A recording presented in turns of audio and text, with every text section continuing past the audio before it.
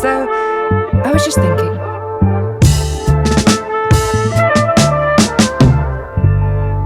Hi, welcome to I Was Just Thinking, a podcast about creative confidence. Today's topic is, why do I always feel like I'm not good enough? And I'm talking about creative industries here. I've actually now learned that I need some bullet points and pointers for my discussion here. I feel like it's going to give me a little bit more structure because I feel like my brain is one that can go into loops, and then I start repeating things and then I confuse myself, and I could confuse you guys as well. So my first pointer for myself is which I prepared is creative self-worth is often externalized. We tie our value to outcomes, how many likes, streams, sales, rather than the process. This sets up a cycle of never feeling like we've arrived. This is something that I definitely identify in myself, but also I have seen year after year in my Patreon, which is really interesting. So when people come to my Patreon community, the first thing I need to kind of try to tell them as much as I can is that you can't fail in this group. There's no failure in creativity. You can't do things wrong in there. Only wrong thing would be bullying someone or being mean or give unsolicited feedback when it's not been asked. But when it comes to creativity, you can't fail and you can't disappoint anyone because you're there for yourself. And I feel that just screams this whole thing that creative self-worth is often externalized, because since we're kids, even art classes have tests of valuations. And then we have all these talent shows where you have people evaluating how well someone can sing or paint or whatever. And if someone sings badly, they get laughed at. So as much as we can say, and as much as we can really try to tell people in this world that your art is valuable however it is, it's almost impossible, because the world and the media is giving us completely opposite feedback. It's saying you're valuable if you get into this certain standard. You're valuable if you can get likes. You're valuable if you can get streams, followers, money, feature articles, awards, all this. And that I think that was actually my next point. See, I'm organized now. The art world defines success narrowly. Awards, followers, industry validation. These are seen as markers of value. But these are systematic ideas, not personal truths. Truths. Chasing them can disconnect you from your reason for making. And that's exactly it. We are disconnected completely from the reasons of making, as much as we can tell ourselves we're creating because of love of art, because we love it so much. There's so much unconscious unconscious bias happening, where as much as we're saying we're not interested of the awards, all the followers, every single time, I've talked about this with so many people, every single time, as much as I talk about these topics, every single time I put a track out, there's this hope that the next day I wake up and magically I've gone viral. There's this hope that suddenly you're special, that suddenly your art is seen and you've been seen for what you are worth. And I hate feeling that, because what is that doing for me? Because yes, it's great to want a career. It's great to want money. But same time, when I'm dreaming about this, a dream that is so generalized, this dream of what success looks like, I forget to ask if that is the definition of success for myself. Is this what I actually want? Am I a person who wants to be famous? Am I a person who is suitable to the lifestyle that can bring? What happens if you're 19, you're just figuring life out, you get viral, but you have no support system for you. You have nobody to tell how to figure out when there is trolls and someone is questioning you, how to find yourself inside of all that. Is it better than being less famous and loving the art that you do? Because also fame can bring the thing that there's expectations. What if you fail the next track that you're doing? Maybe that's not as famous, maybe that's not as popular as the one that you got viral from. And this is exactly what you hear in almost every documentary or watch about artists or something. And the second album, the second single after the one that got really famous, it's like you will always be like, when am I good enough? So the question, when am I good enough? When does it end? If you get all that, if you are going to be the most famous person in the world, and you got the viral hit song or whatever, or the best painting in the world, or the best-selling book, where does it end? Where are you feeling like you are good enough? So again, coming back to the first point, creative self-worth is often externalized. All of that is so much about actually what the world thinks of you. So your goal was about what world thinks of you rather than what you think of yourself. And it's very complicated because obviously we need living. We want to make a living as artists. So when we make these kind of conversations about fame and followers and all this, I'm not ever saying that this is like a bad thing and you shouldn't have it, or no. What I'm saying is that I like the saying, you attract success, you don't chase it. And maybe that's my whole point, that I want to try to do that, is that followers or streams or money and fame, those can be a byproduct of your passion, of your love, but they're not assumed and they are not chased. Because personally, I'm so sick of chasing the music industry, because I'm personally in the music industry.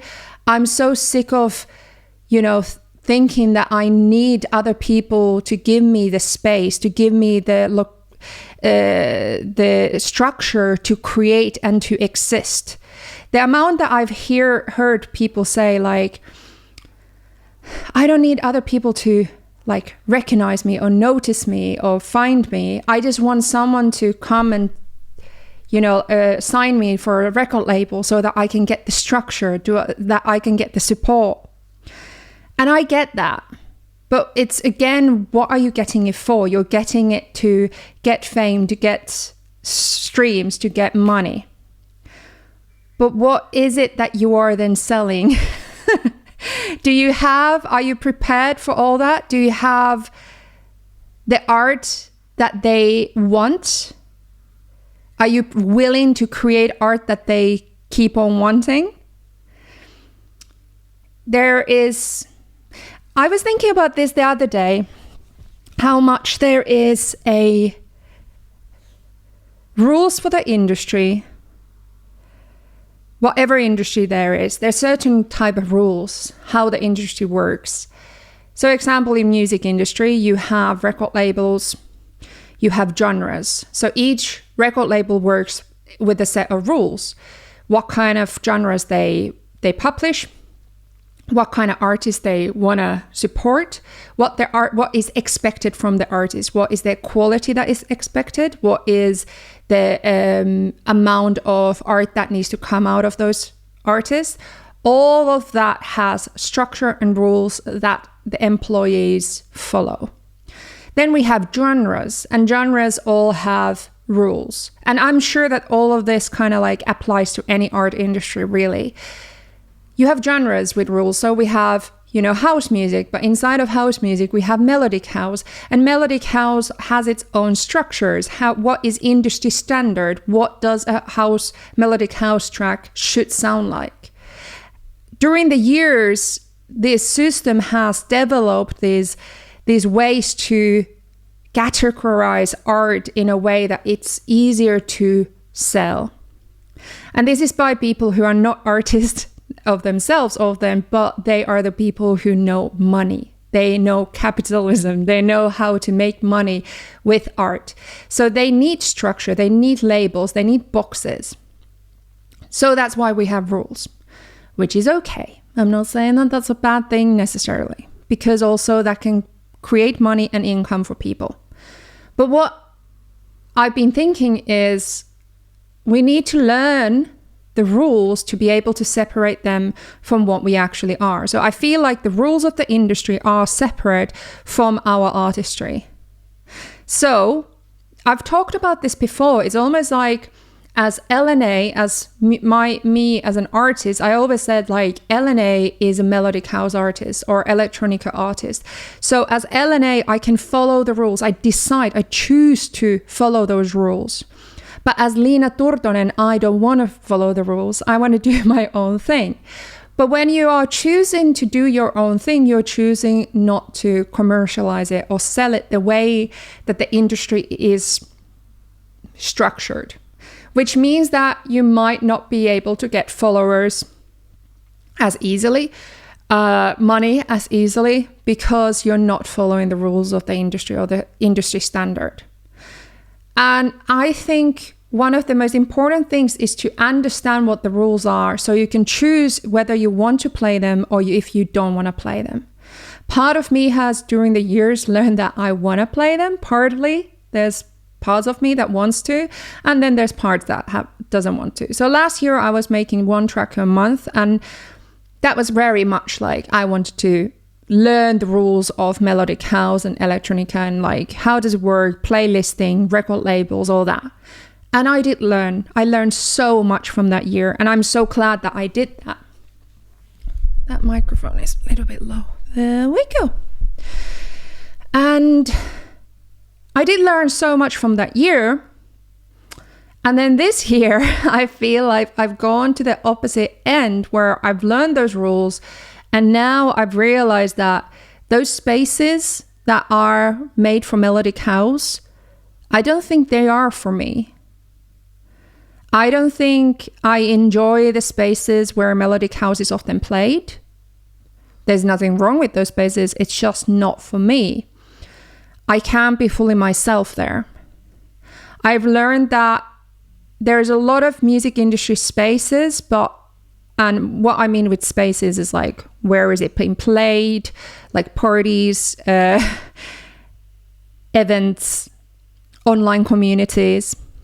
And I feel like there's a lot of them, but I feel a lot of it is not for me, personally. Because, I don't know, my personality, my neurodiversity, my taste, what kind of people I want to hang around with. I don't like being around drugs, alcohol. Often these spaces are very full of those. I don't like it. It makes me uncomfortable. So I've realized this year that I can create myself a space.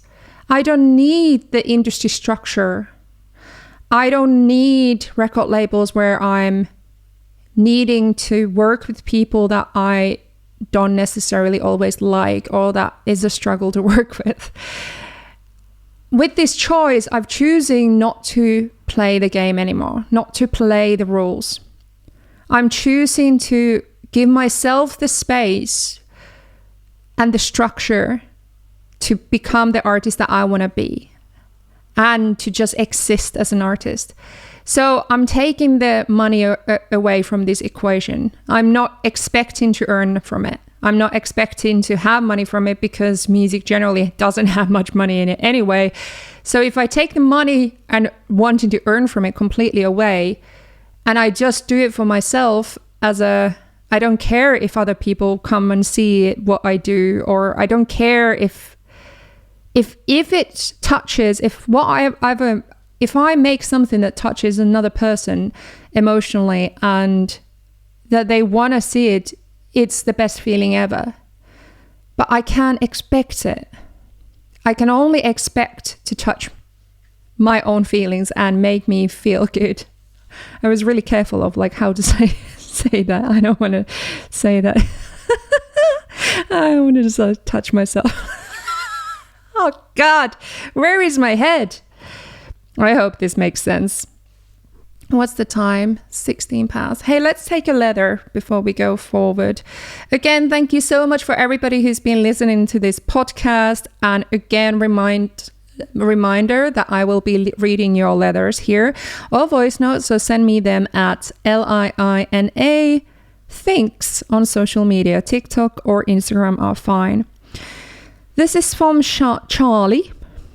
Hey Lena, I've been quietly listening to your podcast for a while now, usually while sketching in the early mornings. Oh, I like that. It's becoming a small ritual. Your voice in my ears as I try to remember why I started creating in the first place. I work as a freelance illustrator, but lately I've lost in the noise. Like if you're not loud, successful, or constantly posting, you don't exist. I started to confuse silence with failure. Thank you for reminding me that slow, quiet creativity still matters. That being an artist doesn't have to come with proof. That's quite beautiful. I read it earlier already, and then that made me feel now emotional again. But what was the last sentence? I think that's the kind of point that I'm trying to make with today's podcast anyway. Thank you for reminding me that slow, quiet creativity still matters.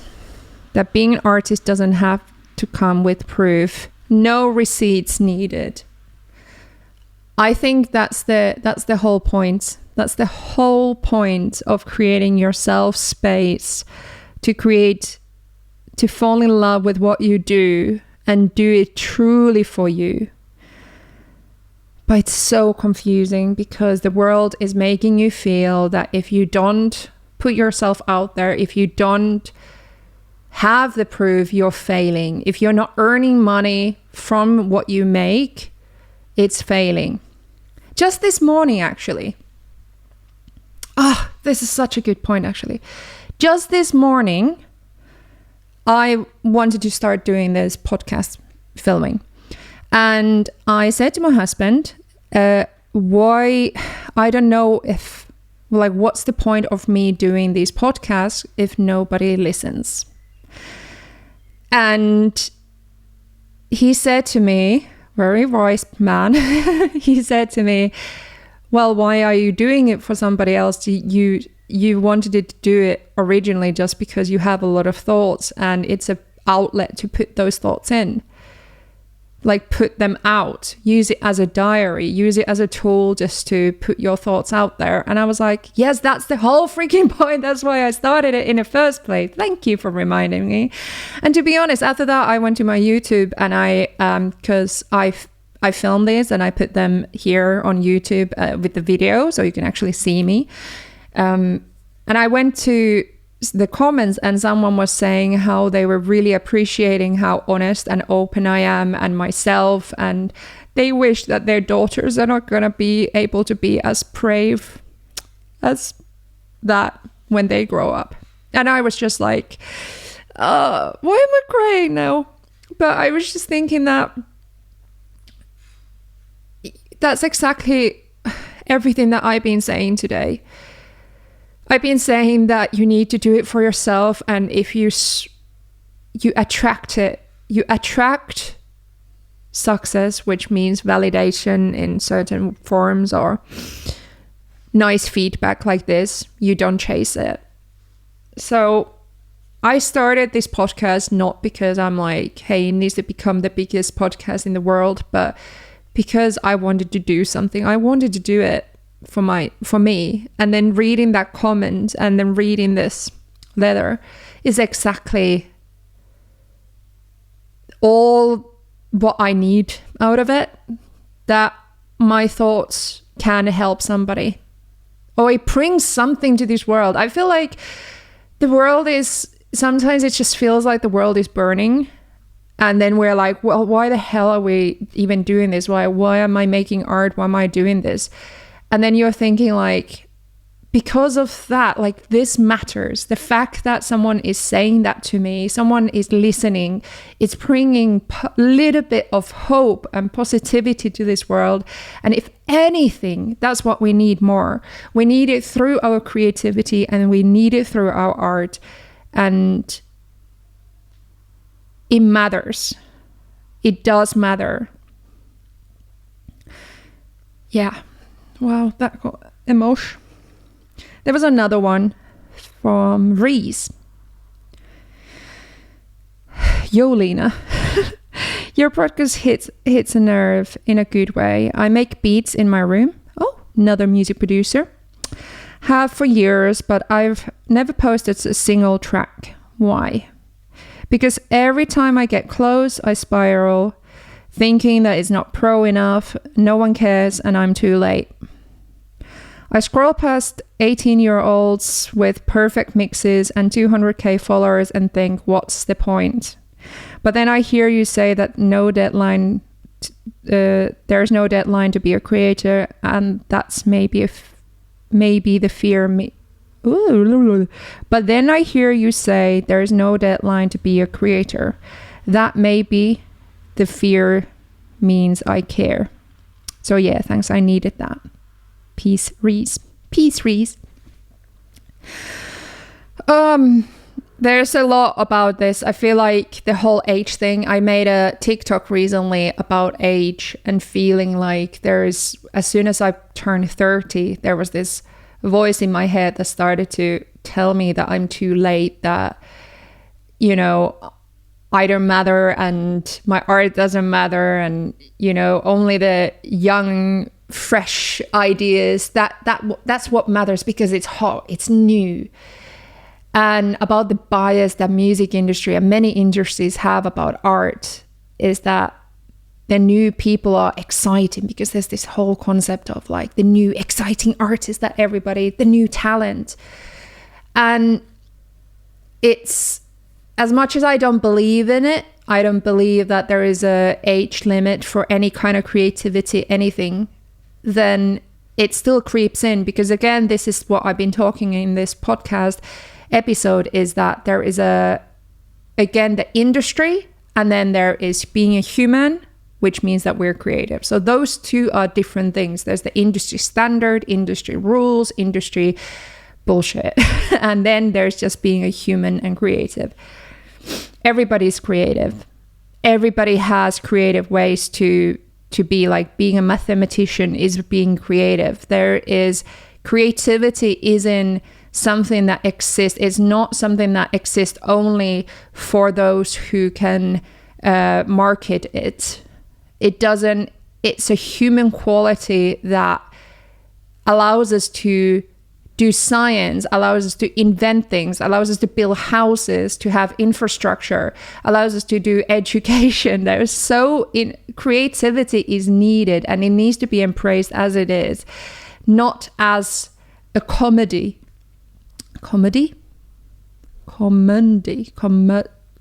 a product. Okay, I'm gonna just finish with one of my pointers. True confidence grows from showing up often, not achieving perfection. The more we create without seeking permission, the more solid we become in our voice. Ooh, deep, deep, deep, deep, deep. And maybe that's a good place to end with the idea, with the thought that we show up because we need to give ourselves the space to show up. If you need structure to show up, you need to create yourself the structure. For me, I'm starting a collective with my friend where we are renting a space where we can create our own live performances, that we started our own record label because it's for ours with our rules. That's our space to create. That is literally the structure and the space that I've created. That allows me to show up for my creativity, to show up for who I want to be and where my art needs to exist. If you don't have that space, find people who can create it with you, or find communities online like my Patreon, or other people having different art industries. If you're a writer, I'm sure that there's different kind of like Discords or something where you can go and find a space for you to exist and create, because you need to show up for it and you need to respect your art. You need to say to it, I love you, let's create. I don't know if that got a bit too cheesy. No, it's not too cheesy. We are embracing cheese and we're embracing just letting it happen. Okay. Thank you for listening today. We're going to continue next week about different topics. This is what I was thinking today. Come and say hi in social media at Lina Thinks, Lina Thinks.